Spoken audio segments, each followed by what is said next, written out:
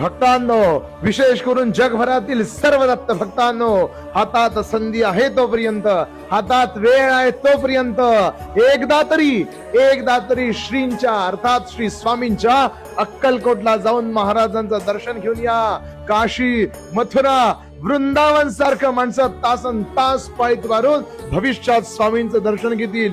किड्या मुंगींसारखी गर्दी अक्कलकोटात होईल. लक्षात घ्या, ब्रह्मलोक वैकुंठ कैलास याहुनी श्रेष्ठता अक्कलकोटास. कारण तेथे होता निवास एका थोर महात्म्याचा. देवांहुनी भक्त थोर, भक्तांचा होतो देव चाकर. याचे दाखले स्वामींनी आजवर अनेकासी दिलेसी. भक्तवत्सल भक्ताभिमानी स्वामींचं दर्शन हातात संधी आहे, वेळ आहे तोपर्यंत नक्की घेऊन या. एक दिवस असा येईल की सोलापुरापासून अक्कलकोटापर्यंत रांगाच रांगा लागतील. श्री स्वामी समर्थ.